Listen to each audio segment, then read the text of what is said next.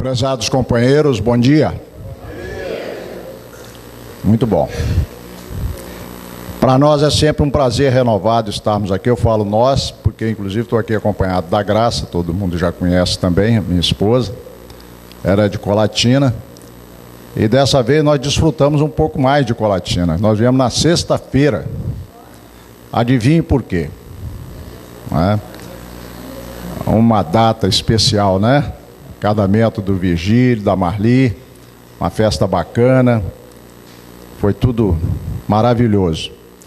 E nós, mais uma vez, queremos apresentar ao casal amigo os nossos votos de muitas felicidades.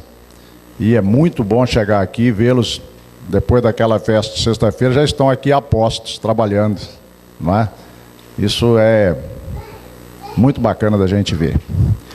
Então, gente, nós vamos, sem mais delongas, para o nosso tema de hoje, sintomas de mediunidade. Qual o objetivo da gente trazer esse assunto que, de alguma maneira, a gente sempre aborda? É porque nas casas espíritas, do modo geral, talvez o assunto mais recorrente, o que suscita mais dúvidas, que as pessoas mais perguntam, que tem mais curiosidade, é a mediunidade. E muitas pessoas chegam, tenho certeza que aqui também, como temos lá, com sintomas de mediunidade, muito desnorteadas essas pessoas, querendo saber o que fazer, querendo entender o que está acontecendo. Então nós resolvemos, não é, já que estamos numa sequência, o Virgílio tem nos propiciado, né, através da casa aqui, o prédio com tanto carinho, tem nos permitido levar alguns assuntos dessa área, que já tem uma sequência de apresentações anteriores. Então chegou o momento de trazer exatamente essa mensagem que é psicografada pelo Divaldo Pereira Franco. Aqui o Divaldo está um pouquinho mais novo, o que vocês acham? Mas ele é um jovem de 80 anos, né?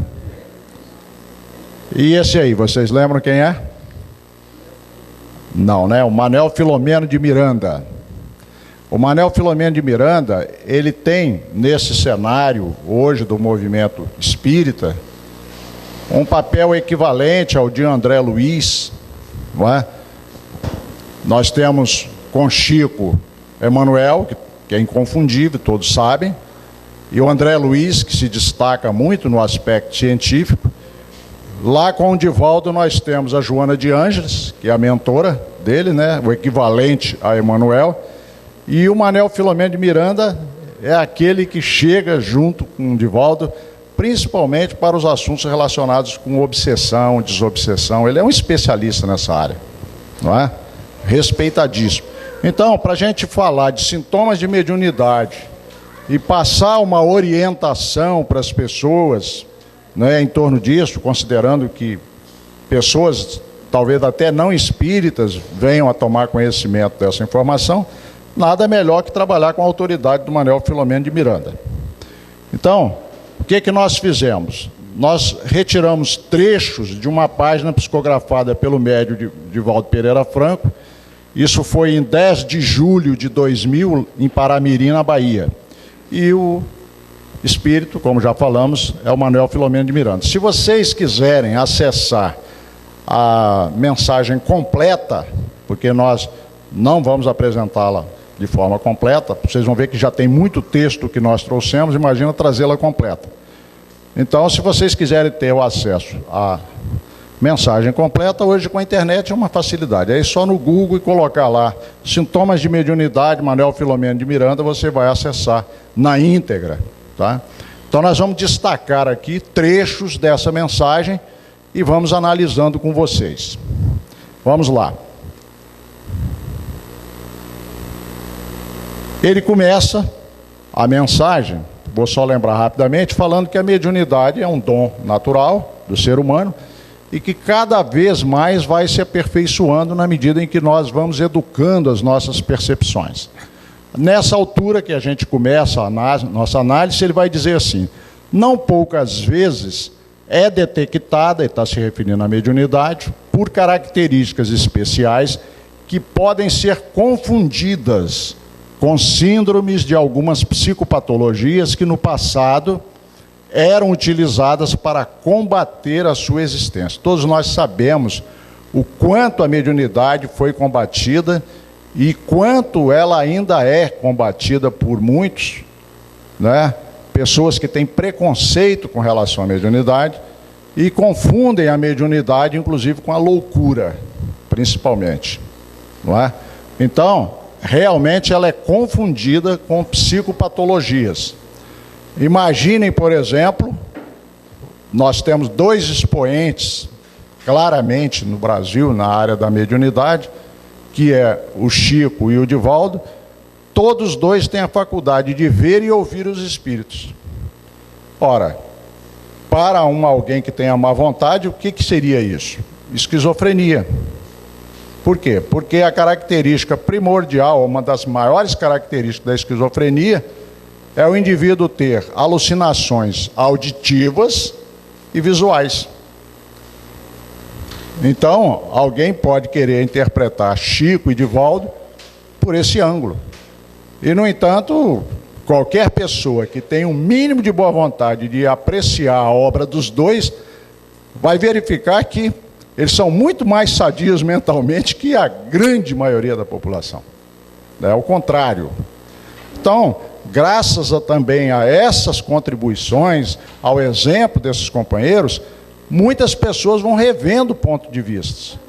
Porque muitas vezes elas têm uma má interpretação, porque isso vem de um caldo cultural, não é?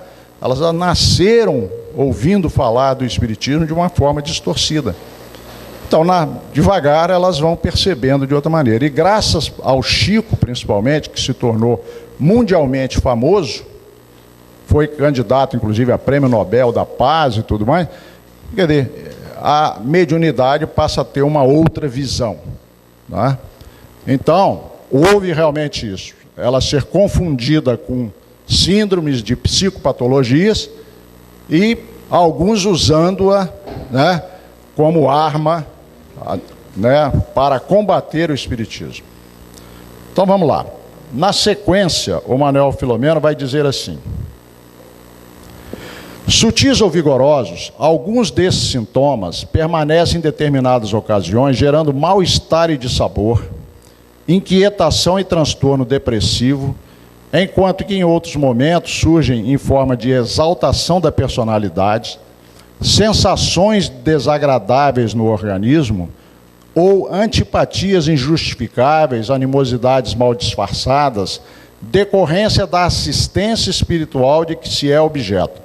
Eu queria só pedir logo a atenção de vocês que todos os grifos aí, os negritos, são por minha conta, né? Não está no texto original. Eu é que destaco alguns itens para análise, sem destacar todos, porque não é possível analisar no curto espaço que temos aqui todos os aspectos que uma mensagem dessa comporta. Então, voltando lá, ele vai dizer que a mediunidade, não é? Ela tem umas características próprias no sentido de sintomas que surgem. Sintomas sempre têm a ver com o corpo. O indivíduo sente no corpo alguma coisa. Não é? Então ele vai dizer que os sintomas mais comuns das pessoas que têm a eclosão da mediunidade, quando ela surge, e aí é preciso dizer que a mediunidade pode surgir em qualquer fase da vida, que são perguntas que as pessoas fazem. Quando é que a mediunidade surge? Tem alguns que têm a mediunidade surgindo na infância, outros na puberdade, outros na juventude e até na velhice. Pessoas que passam uma vida inteira sem sintomas mais específicos de mediunidade vão ter esses sintomas mais despertados, às vezes na velhice. Lembrar que, segundo Kardec, todos nós somos médiuns num grau qualquer, todos. Ele diz que raros são aqueles, isso está lá no livro dos médiuns, que não têm, né, algum rudimento da mediunidade. Então, do modo geral, podemos dizer que todos somos médiuns. Mas nós só vamos caracterizar como médiuns propriamente, segundo o próprio Kardec, aqueles que apresentam essas faculdades de uma forma mais ostensiva, não é? Mais evidente. Então, esses é que nós propriamente chamamos de médium. E quando surgem esses sintomas, quais são as características? Mal-estar. Muito comum a pessoa ter mal-estar.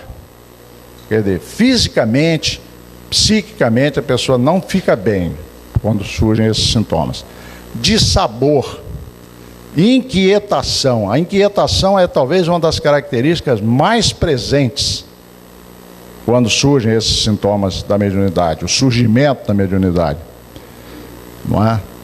Transtorno depressivo. Então a gente vai ver com muita frequência isso aí, inquietação e transtorno depressivo, ou seja, ansiedade e depressão.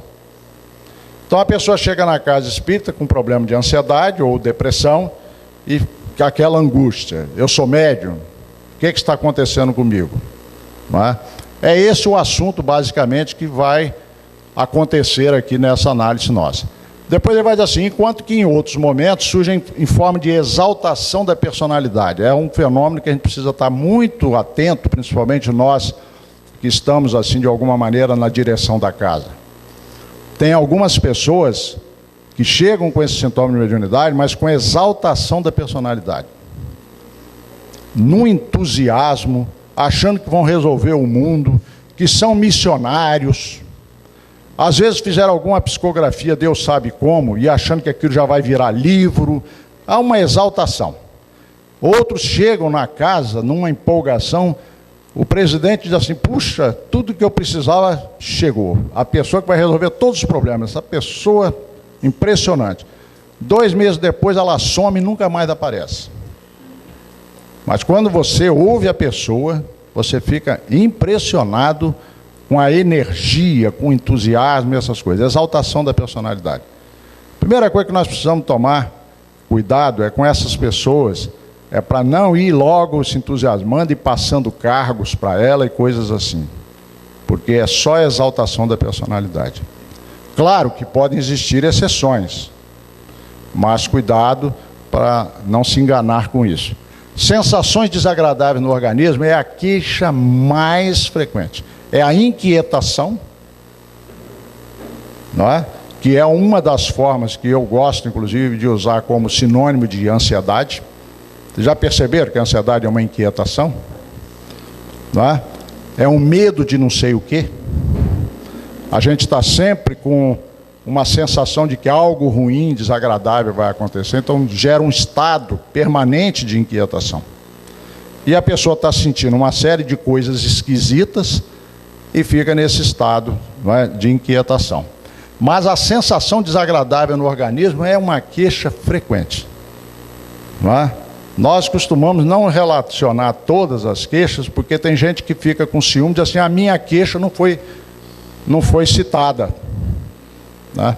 Mas observem que nós vamos falar de alguma coisa logo à frente, eu não preciso falar aqui agora, porque o autor espiritual vai detalhar pelo menos alguns casos dessas sintomatologias ligadas ao corpo. Antipatias injustificáveis, animosidades mal disfarçadas. Às vezes a pessoa entra nos estados que ela começa a brigar, começa a criar problemas na família, no relacionamento com as pessoas, muda de uma certa maneira o comportamento, né? E as pessoas ficam assustadas. Mas olha o que ele termina, como é que ele termina esse parágrafo: decorrência de assistência espiritual de que se é objeto. Quem é que está assistindo o médium nesse momento? Benfeitor espiritual? Benfeitor espiritual não cria nenhuma dessas dificuldades. Então eu costumo dizer isso, eu acho que já falei aqui, vou repetir. Quem é que normalmente traz o médium para a casa espírita? É o obsessor dele. Como todos nós temos nossas mazelas no nosso passado espiritual, nós temos animosidades que nós criamos lá, temos problemas. Então quem é que normalmente traz o médium para a casa espírita? O obsessor. Então o obsessor, nós precisamos começar a aprender a olhá-lo de outra maneira. Ele é um benfeitor. Tem gente que acha um absurdo pensar nisso, que o obsessor seja um benfeitor. Mas é. Vocês já observaram? Há poucos dias Na frente do nosso prédio, nós moramos em Vitória, tinham 3 árvores, ainda estão lá, 3 árvores, mas com uma copa enorme. Só que elas começaram a invadir o próprio prédio e alguém pediu à prefeitura para ir lá podar. Olha, dava pena você ver a motosserra trabalhando. Aquelas 3 árvores bonitas, no final sobrou o quê? Olha, a rua ficou cheia de galho, tiveram que pegar caminhões para tirar. E as 3 árvores ficaram lá, murchinhas, só um tronco com aqueles galhos, sem uma folha. Alguns meses depois, agora, você olha, você já vê ela brotando, as folhas surgindo e com vigor. Se Deus faz isso com a árvore, imagina o que Ele pode fazer conosco. Mas quando a poda acontece, o que a gente pensa?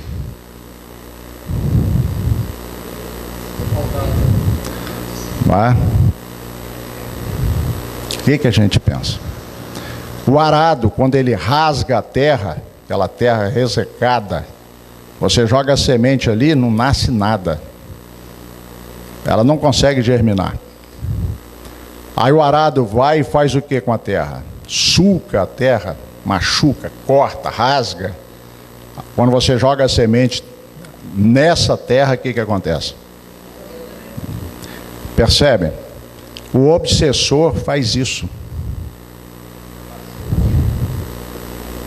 Não é incrível? Então é ele que leva, geralmente, o médium para a casa espírita. Você sabe por quê?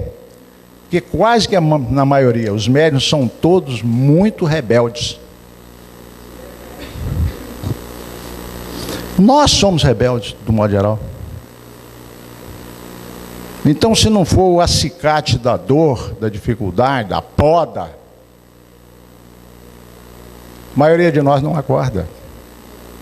Não é? Então, normalmente, atrás do despertar de uma mediunidade, tem essa figura, criando essas dificuldades. Anos depois, você é capaz de sair do corpo num sono e agradecer a essa pessoa o bem que ela te fez. Como a gente costuma brincar, o obsessor merece um beijo na testa, não é? Ele é um benfeitor. Muitas enfermidades de diagnose difícil pela variedade da sintomatologia têm suas raízes em distúrbios da mediunidade de prova, isto é, aquela que se manifesta com a finalidade de convidar o espírito a resgates aflitivos de comportamentos perversos ou doentios mantidos em existências passadas. Vocês desculpem que o texto é longo, mas eu me propus a trazer a fala do Manuel Filomeno, não é? Acho que é melhor colocar o público no contato direto com ele. O Manuel Filomeno, ele vai dizer que as enfermidades que surgem nesse momento são de diagnose difícil. Quer dizer, o indivíduo vai ao médico, primeiramente, normalmente é assim, e o médico tem dificuldade de diagnosticar. Submete o indivíduo a exames, ele às vezes está tendo uma série de sintomas, que nós vamos citar logo mais adiante, pela mensagem aqui, e não aparece nada, não há um diagnóstico. Então, ele vai usar um termo aqui, que só Manuel Filomeno, com a autoridade que tem, que poderia criar esse termo, mediunidade de prova. Esse é um termo criado por ele. Mediunidade de prova é um termo criado pelo Manuel Filomeno de Miranda. Então ele vai dizer que esses casos das pessoas que chegam à casa espírita com esses sintomas todos, essas dificuldades todas, ele vai chamar isso de mediunidade de prova. E ele vai conceituar o que é mediunidade de prova. A mediunidade de prova, ela se manifesta com a finalidade de convidar o espírito. Que espírito? Convidar o espírito do médium. Ele está se referindo ao médium aí. Convidar o espírito do médium, não é, a resgates aflitivos de comportamentos perversos ou doentios mantidos em existência passada. E o indivíduo fica achando que ele é missionário. O Chico várias vezes fez esse esclarecimento. O médium é um devedor da multidão. Quanto maior a extensão do trabalho dele, maior o débito com a multidão. Como é que um indivíduo que cometeu crimes coletivos pode resgatar esses crimes? Um a um? Ele vai resgatar de forma coletiva. Ele vai abranger, se ele abrangeu, num momento, milhares, centenas, milhares ou milhões, como é que ele vai fazer isso? Ele vai ter que atingir centenas, milhares ou milhões na forma positiva. Então, o médium, quanto maior a extensão do trabalho dele, maior a dívida. Não é nada daquilo que a gente costuma pensar. E a gente fica querendo endeusar os médiuns. Vocês já perceberam como é que a gente faz isso? Isso é um perigo, inclusive, para ele. Porque se ele ficar endeusado, ele pode se perder na tarefa dele. Lá no livro dos médiuns, Kardec fala que o maior escolho da mediunidade não é o obsessor, como muitos pensam, é o orgulho do médium. É o orgulho que coloca o indivíduo a se perder. Não é o obsessor, pelo contrário, o obsessor costuma colocar o médium no trilho. Ele não está querendo ir à casa espírita, mas o próprio obsessor, de uma certa maneira, é que faz isso por ele. Eu não estava com vontade nenhuma de vir, mas estou tão mal que eu acabei vindo. E é assim. E Emmanuel diz que a disciplina antecede a espontaneidade. Você vai por necessidade até uma hora que você passa a ir por amor. Na medida que você começa a fazer por amor, não precisa mais desse acicate, ele diminui. Porque o objetivo dele, dentro da sabedoria divina, é o quê? Educar, não é punir. Na medida que a gente vai aprendendo, não há mais necessidade de tanta dor. Mas nós somos rebeldes. Então, olha qual é o objetivo da mediunidade de prova: convidar o espírito a resgates. Ora, só resgata quem tem dívida. Isso é claro. Na sequência, ele vai começar a dar então exemplos de como são esses sintomas mais comuns, sem esgotar o assunto. Ele vai dar alguns exemplos. Por exemplo, na área física, dores no corpo sem causa orgânica, cefalgia periódica sem razão biológica, problemas do sono, e ele dá alguns exemplos: insônia, pesadelos, pavores noturnos com sudorese. Depois ele dá outro exemplo: taquicardia sem motivo justo, colapso periférico sem nenhuma disfunção circulatória, constituindo todos eles, quer dizer, esses sintomas, ou apenas alguns, perturbações defluentes da mediunidade em surgimento e com sintonia desequilibrada. Ele volta a falar que esse problema, essas dificuldades, não podem ser provocadas por benfeitor espiritual. Benfeitor espiritual traz bem-estar para o médium.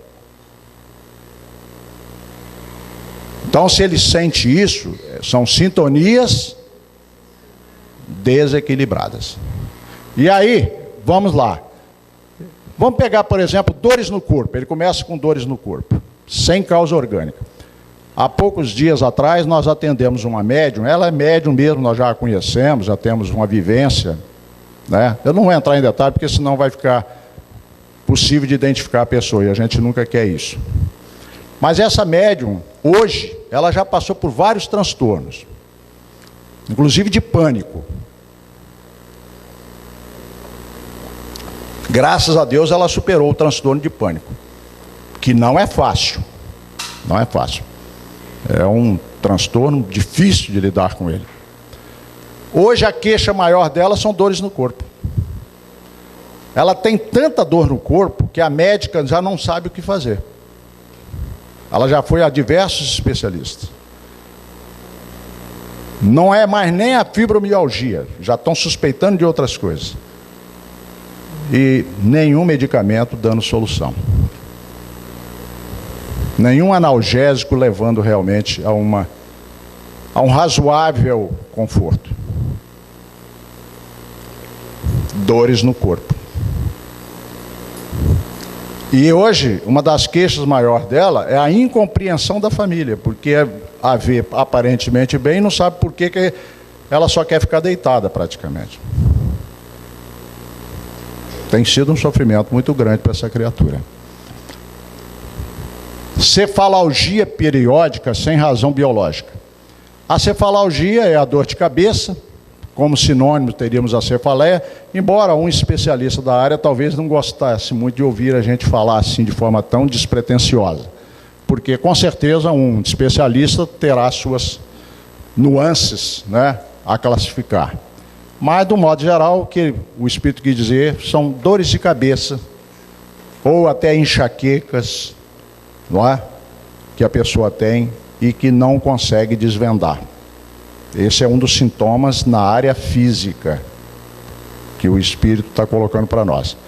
E aqui um outro problema muito frequente, queixa muito comum também do médium, além daquele problema das dores no corpo que a gente falou, daqueles desconfortos lá atrás, problemas de sono. A pessoa dormia bem até aquele momento, agora começa a ter problemas de sono, grita durante a noite, acorda assustado, pesadelos, não é? Pavores noturnos com sudorese, acorda suando, não é? E coisas do tipo. Insônia é extremamente comum. Agora, por favor, a insônia por si só é uma patologia tão complexa que existem hoje especialistas que só tratam disso, como também a cefaleia. Não é?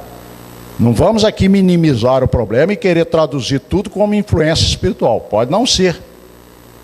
A pessoa precisa primeiro investigar todas as causas orgânicas. E nunca, como primeira explicação, colocar a culpa em obsessor, principalmente, porque nós temos mania de fazer isso. Né? Nós temos que parar com isso. Mas, efetivamente, existem sintomas e dificuldades que, em última análise, nós vamos perceber que são essas ações espirituais. Né? Então, a questão da insônia, ele está dando como uma das possibilidades, não é a única. Mas por que o médium ele tem tanta dificuldade relacionada com sono? Nós vamos ver a explicação disso lá no Livro dos Espíritos. Quando Kardec vai falar da emancipação da alma, ele começa por onde? Pelo sono e os sonhos. O que é o sono? Uma necessidade fisiológica. É uma máquina. O corpo humano é uma máquina que precisa de repouso. Só que durante o repouso, o que acontece com o espírito? Ele vai ficar dormindo junto com o corpo? Normalmente ele sai, se desdobra.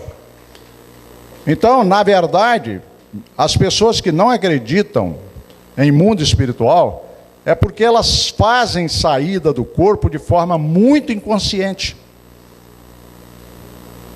Porque aqueles que fazem a saída do corpo de forma mais consciente, sabem da realidade espiritual. Por quê? Porque qualquer um de nós encarnado passa pelo menos em média 1/3 da vida no mundo espiritual. Vocês sabiam disso? Se nós dormimos 8 horas e o dia é constituído de 24 horas, nós passamos 8 horas aonde? no mundo espiritual. Só que a maioria de nós é em péssimas companhias. Nós não nos preparamos adequadamente para algo tão importante. Então é extremamente comum que o indivíduo, ao sair do corpo, ele encontra com quem? Adivinha? Quem que o está esperando? Percebem? Daí vem os pesadelos, a sudorese, essa coisa toda.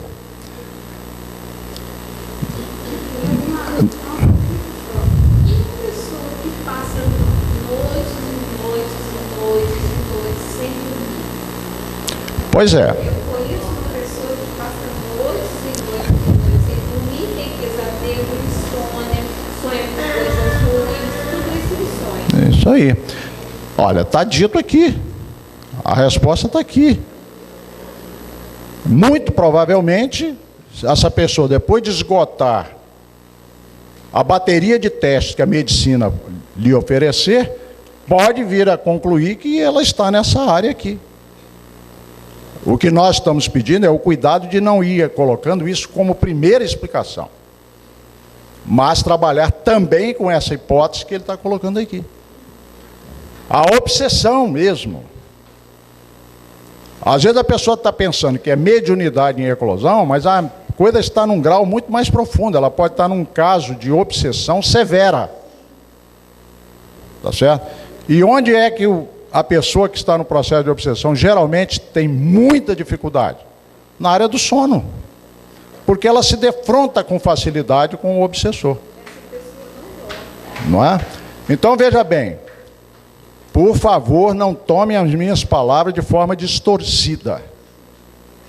Mas alguns casos de insônia, alguns, decorrem do medo que a pessoa tem de dormir. Porque quando ela vai dormir, ela sabe que ela vai se defrontar com essas coisas tão difíceis. De forma inconsciente, ela se defende através de algo que também é torturante, que é a insônia. Não quer dizer que é a única explicação, pelo amor de Deus. Mas uma das explicações da insônia. Uma das explicações. Ok? Então, depois ele continua. Taquicardia sem motivo justo. Olha, se tem uma queixa também frequente, é essa. Né? Taquicardia, de uma hora para outra, uma taquicardia. E as pessoas descrevem que a taquicardia às vezes é tão forte que parece que o coração vai sair por aqui. Geralmente, quando você vai investigar isso aí, você vê que está em uma presença de uma emoção muito forte no indivíduo chamada medo. Com muita frequência. Mas vamos em frente, porque senão a gente vai parar aqui. Isso aqui não é seminário, é uma palestra. Não é? Então ele vai dizer que são, ele vai dar mais um exemplo. Colapso periférico sem nenhuma disfunção circulatória. O que é isso? A pessoa vai ficando pálida e tem a sensação que vai desmaiar. E algumas vezes desmaia mesmo. Só que não tem causa orgânica. Levada para exames, não se constata nada. Vamos em frente. No comportamento psicológico, ele fez uma análise breve da parte física, agora ele vai falar da parte psicológica.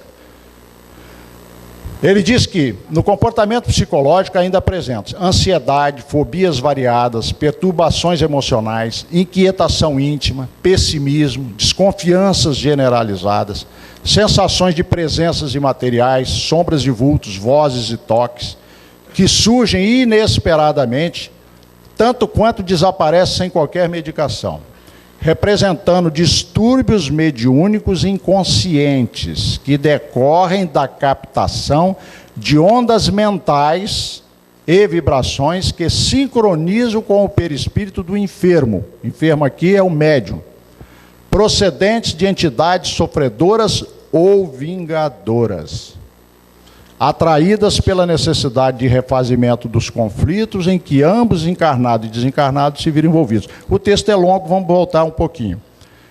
Na área psicológica, ele diz que extremamente comum, e é isso mesmo, o dia a dia mostra isso, a ansiedade.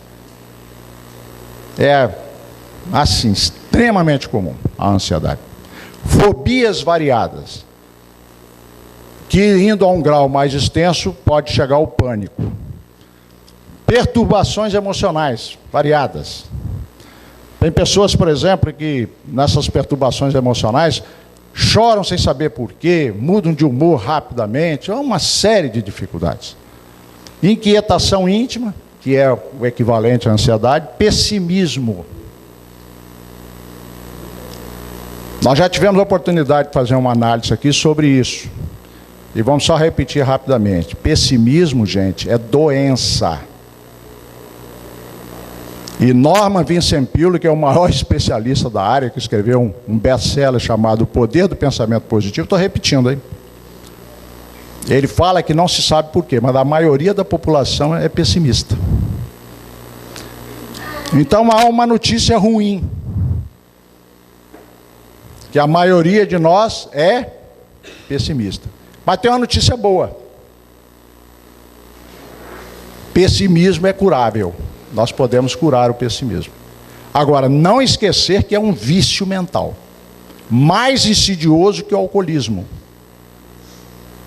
Por quê? Porque o alcoolismo, se você resolver se libertar dele, você pode viver sem o álcool o resto da vida. Agora, parar de pensar você não vai poder, você vai ter que educar o pensamento.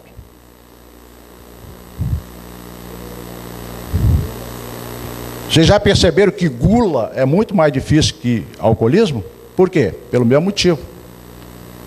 Porque você não pode deixar de se alimentar. Você tem um estímulo continuado. Mas a notícia boa é que a gente pode superar isso. Desconfianças generalizadas. A pessoa desconfia até da sombra. Alguns ficam tão desconfiados que se você olhar para ele distraidamente, ele já fica querendo saber o que está acontecendo. Então, se você der um sorriso, ele pensa que você está rindo dele. A pessoa começa a ver fantasma onde não existe. Não é? É um problema sério. Bom, captação de ondas mentais e vibrações, eu andei frisando, porque o indivíduo, ele sem saber, a mente dele está sendo invadida por ondas mentais, por pensamentos, por ideias que não são deles e ele não sabe lidar com isso. A sensação que ele mesmo tem é de quê? Estou ficando louco. Imagina quem não entende. Por isso que a gente não deve criticar tantas pessoas que confundem mediunidade com loucura. Porque o próprio indivíduo acha que ele está ficando louco. Porque ele não consegue discernir essas coisas que estão acontecendo. Mas vamos lá. Aí ele vai dizer que essa captação de ondas é procedente de entidades sofredoras ou vingadoras. E é aqui que nós vamos verificar estágios diferentes. Quando geralmente ligados a sofredores, é um estágio mais brando. Quando ligados a vingadores, um estágio mais complexo. Mas isso nós já analisamos numa palestra que nós fizemos aqui sobre obsessão. Tá? Ela está disponível, não vamos repetir, porque senão a gente vai repetindo tudo a mesma coisa. Na sequência, ele vai dizer assim: esses sintomas geralmente pertencentes ao capítulo das obsessões simples revelam presença de faculdade mediúnica em desdobramento, requerendo os cuidados pertinentes à sua educação e prática. Então ele vai dizer que esses sintomas, eles estão localizados na área da obsessão simples. Só lembrar rapidamente, nós temos a obsessão simples, a subjugação e a fascinação, só que isso, quando Kardec escreveu o Livro dos Médiuns em 1861. Em 1868, Kardec reviu o pensamento dele, lá na Gênesis, e ele admite a possessão,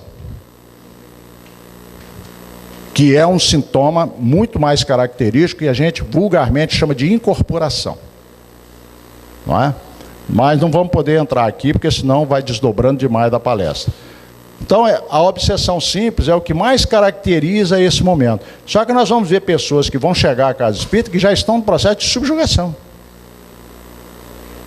Chamar isso de mediunidade, colocar uma pessoa dentro de uma reunião mediúnica, é algo completamente sem sentido. E infelizmente tem casas espíritas fazendo isso. Tem pessoas taxando tudo isso de mediunidade e colocando esse sujeito dentro de prática mediúnica. Então nós vamos ver por que é importante refletir com o Manuel Filomeno. Porque se eu falo isso, pessoas dizem assim, você não tem autoridade nenhuma, e não tem mesmo. Então vamos trazer a autoridade de quem tem. Vamos ver o que ele fala. Não é?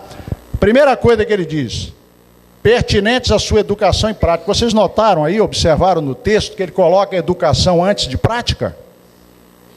E o que a maioria das pessoas querem fazer? Prática. E ele está dizendo que é preciso fazer o quê? Educação. Começa pelo estudar, mas tem que ir muito além do estudar. Por isso que já de muitos anos, a Federação Espírita Brasileira e as federativas, do modo geral, nós aqui, de alguma forma, estamos representando a Federação do Estado, que estamos ligados ao Departamento de Orientação Mediúnica, nós temos batido essa tecla. Gente, vamos prestar atenção. Foi o tempo em que você pegava essas pessoas e colocava na prática mediúnica. Agora é preciso estar atento, a pessoa precisa passar pela educação mediúnica, que na verdade representa a educação do médium. Então aqui a autoridade do nosso amigo Manuel Filomeno é fundamental. Vamos em frente? Olha outra coisa importante para a gente refletir. Nem todos os indivíduos, no entanto, que se apresentam com sintomas de tal porte, necessitam exercer a faculdade de que são portadores.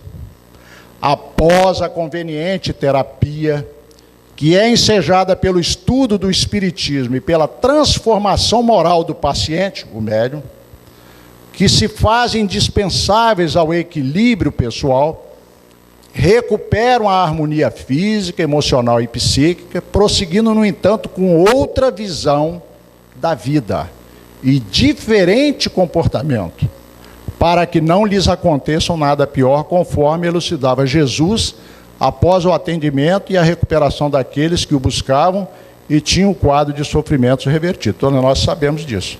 Quantas vezes Jesus diz, vá e não peques mais.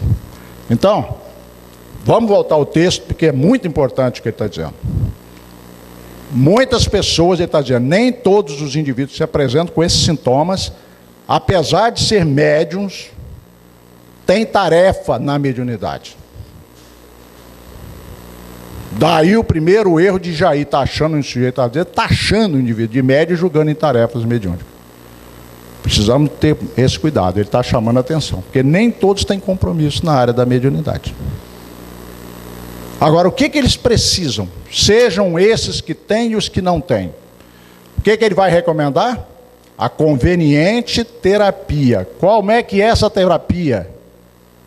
Estudo do Espiritismo. O que é estudar Espiritismo? É estudar o Evangelho de Jesus. O que é o Espiritismo? Cristianismo redivivo. Quando o indivíduo começa a estudar o Espiritismo, ele começa a estudar o ensinamento de Jesus à luz da doutrina espírita.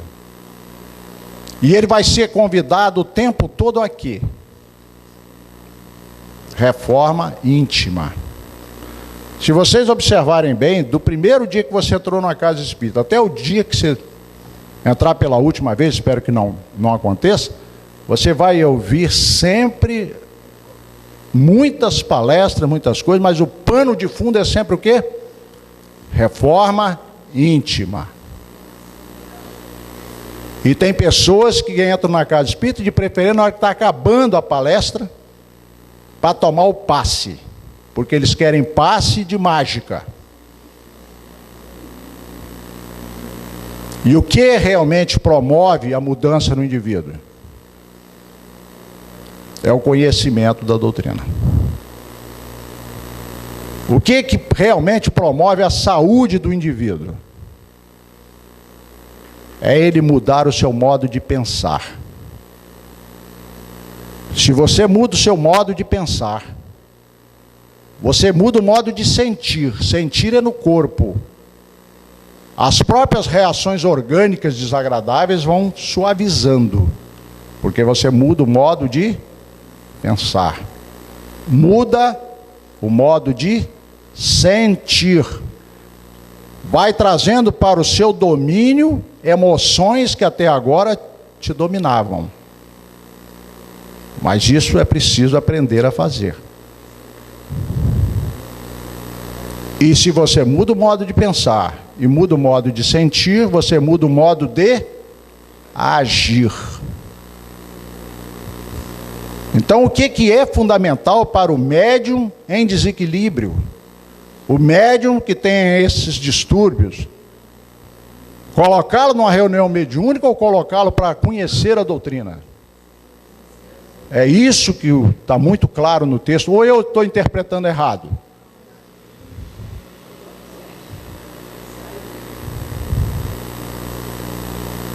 O conhecimento da doutrina é fabuloso. Nós temos experiências práticas.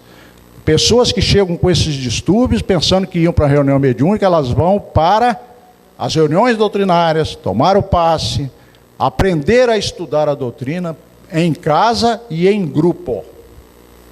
E na medida que elas vão conhecendo a doutrina, vão se esclarecendo, vão refletindo, começa a ocorrer uma mudança. Principalmente se ocorrer o quê? A transformação moral. O que acontece se o indivíduo passa pela transformação moral? Gente, é tão lógico.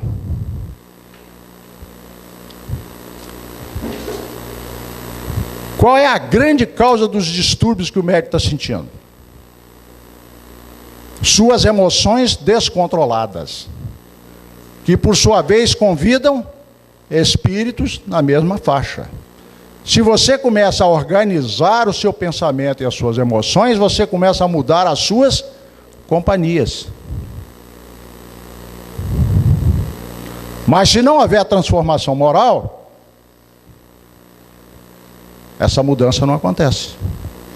Então ele vai dizer aqui, que se faz indispensável é o equilíbrio pessoal.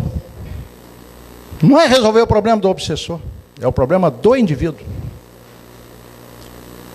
Recupera a harmonia física, emocional e psíquica. Prosseguir, no entanto, com outra visão de vida e diferente comportamento. Tem pessoas que vão ser ajudadas na casa espírita e não vão ser espíritas. Por algum motivo, por alguma razão, elas vão passar, vão ser beneficiadas e vão sei lá para onde. O importante é que onde quer que elas estejam, para onde quer que elas se dirijam, elas levem o quê? Uma outra visão de vida e diferente comportamento. E aí, ele vai dizer o seguinte, claro, ele não poderia deixar de falar. Grande número, porém, de portadores de mediunidade tem compromisso com a tarefa específica. E olha como ele bate de novo, que lhe exige o quê? Conhecimento. Ele coloca conhecimento antes de exercício. Volta aquela questão, as pessoas querem prática e não querem estudar. Ele diz que, na ordem, olha, uma coisa que eu tenho batido e tenho repetido, nós temos que aprender a ler obras de benfeitores espirituais, espíritos superiores, com muito cuidado. Quando eles colocam uma ordem de ideias, aquilo ali é científico. Se é naquela ordem, é porque é naquela ordem.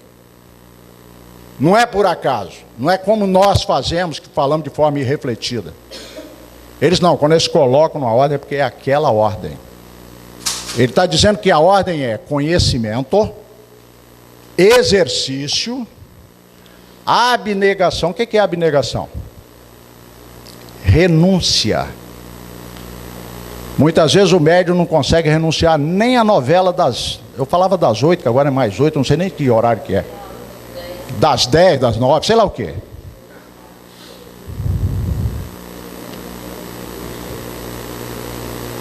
Olha o que a mediunidade está pedindo. Conhecimento, exercício, abnegação. sentimento de amor e caridade. E às vezes o médium só quer frequentar a casa espírita no dia da reunião mediúnica. Não participa sequer de uma reunião doutrinária, como se ele já fosse um semideus. Todos nós precisamos da reunião doutrinária para nos orientarmos. Se vocês sabiam que reunião doutrinária, na versão correta da palavra, significa desobsessão em grupo? É a melhor definição que eu conheço de reunião doutrinária. Se uma casa espírita não puder ter o passe, não tem problema nenhum. Ou tem alguns, seria bom que tivesse. Agora, sem a reunião doutrinária, ela não pode ficar. Por quê?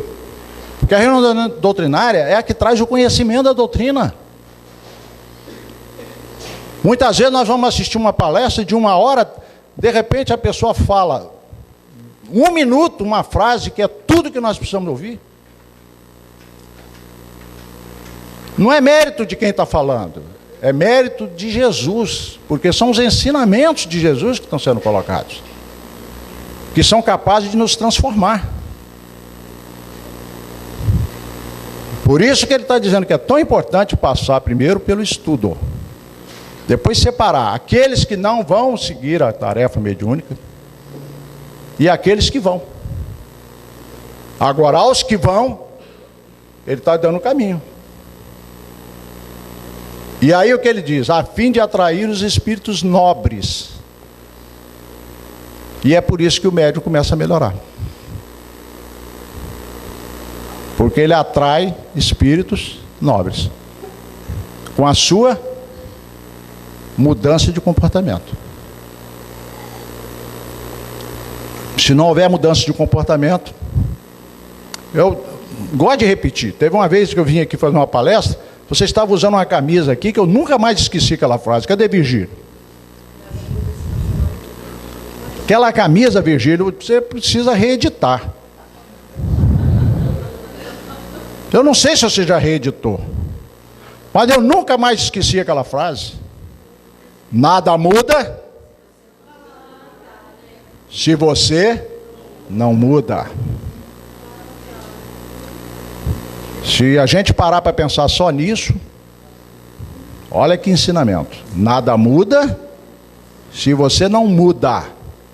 E como é que nós mudamos o modo de pensar?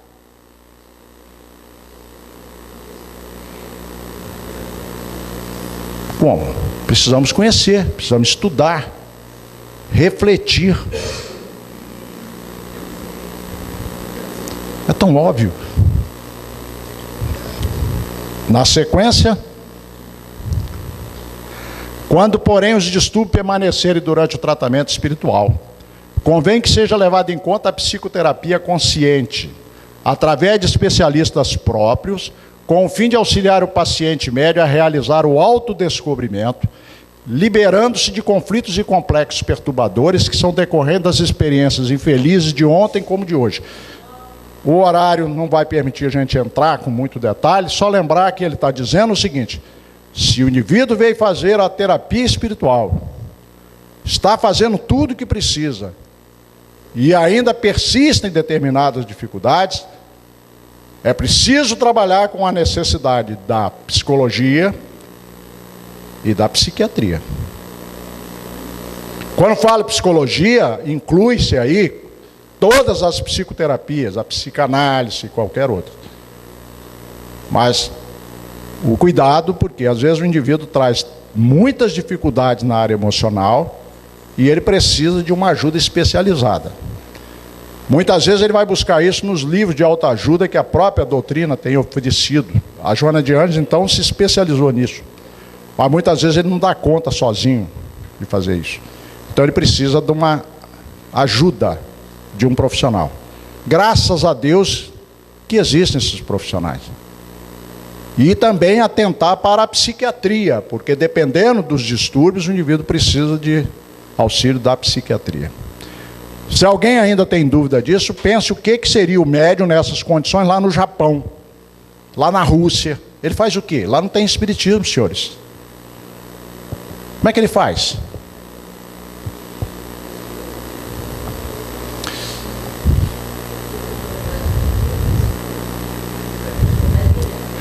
A mediunidade, portanto, não é um transtorno do organismo. Olha só.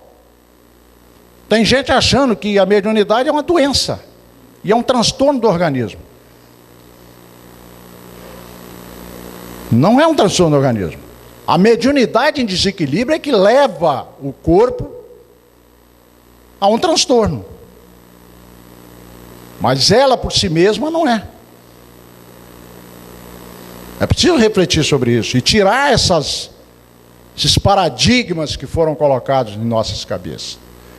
E inclusive nós espíritas, que ficamos achando que o médium é um coitadinho, é alguém que precisa o mais rapidamente possível ser julgado dentro de uma reunião mediúnica. O espírito acho que está falando com muita clareza como é que a gente tem que fazer. O seu desconhecimento, a falta de atendimento aos seus impositivos geram distúrbios que podem ser evitados. Então o indivíduo vai descobrir, através do estudo, do conhecimento, da reflexão e tantas coisas mais, que esses distúrbios podem ser evitados e podem ser corrigidos. É isso que o Espírito está falando. Como? Através da reforma íntima, através da prática do bem. Sabe por que o obsessor tem tanta ascendência sobre nós? Porque nós temos um plug mental chamado culpa. Se nós não tivéssemos culpa, erros cometidos anteriormente, ele não teria tanta facilidade de nos acionar. E como é que a gente lida com a culpa? De diversas maneiras, mas o remédio mais eficiente contra a culpa se chama prática do bem. E prática do bem não é caridade no sentido de assistência social somente, é também. Mas prática do bem começa na nossa casa, com o nosso familiar. Às vezes a gente está pensando em praticar o bem fora, estamos com inimizade dentro da nossa própria família. Como que a gente vai enxergar isso se não estudar? Vamos em frente. Vamos ver se a gente termina o texto, pelo menos o que nós programamos. Desculpa. A correta educação das forças mediúnicas proporciona equilíbrio emocional e fisiológico, ensejando saúde integral ao seu portador. Aqui é o contrário de tudo que as pessoas pensam. O que o Espírito está dizendo é que a mediunidade, se ela tiver uma correta educação, ela vai proporcionar equilíbrio emocional e fisiológico. E vai ensejar a saúde integral. É o contrário do que as pessoas pensam.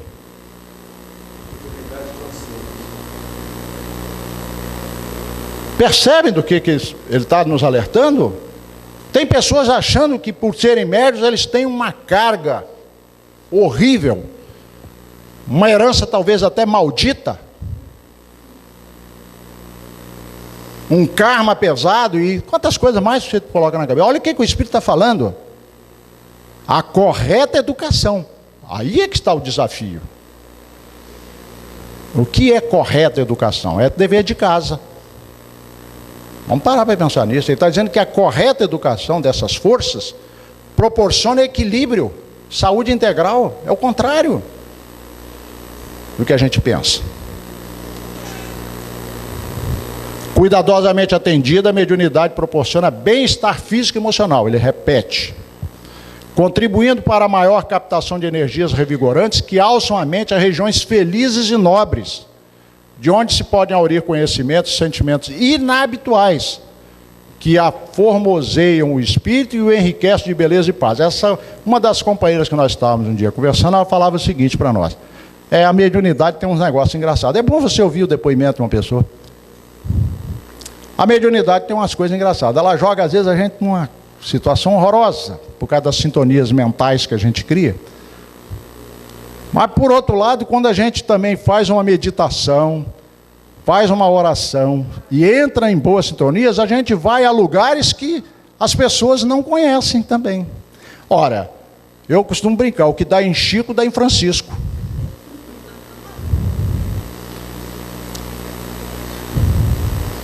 O mesmo dom que mal conduzido pode te levar numa coisa muito negativa, é o mesmo dom que bem conduzido te leva também a coisas muito superiores. É disso que o Espírito está falando. Mas para isso tem um caminho a percorrer, do esforço próprio. Ninguém pode fazer isso por nós. A reforma íntima, como o próprio nome diz, é íntima. Ninguém faz por nós. Companheiros, muito obrigado pela audiência de vocês, os internautas que estão aí também. E nós queremos só reforçar. Nós trouxemos trechos da mensagem, ela tem mais considerações, tá? Mas olha como a doutrina é bacana. Ela mostra para nós coisas incríveis. Lembram da poda que nós falamos? O indivíduo, quando ele é atingido no início pela mediunidade naquela fase, ele pensa o quê? Nossa Senhora, nada de pior poderia acontecer comigo.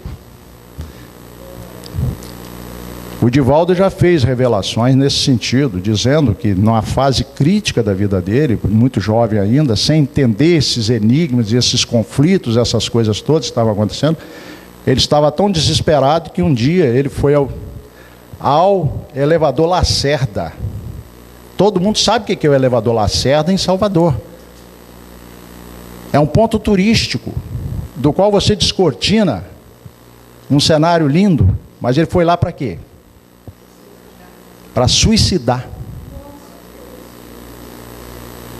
E esse homem que chegou nesse nível de sofrimento é um exemplo para todos nós. Esse homem, quando ele psicografa essa mensagem dizendo que pode levar a esse estado de beleza e paz, é um homem que pelo esforço dele sabe do que está falando. Ele não tem a menor intimidade com o Divaldo, mas tenho sabido de pessoas que têm intimidade com ele, que ele tem revelado. Ele não sabe mais o que é ansiedade. Fruto de quê? Do trabalho, do esforço, da transformação. Que Deus nos abençoe.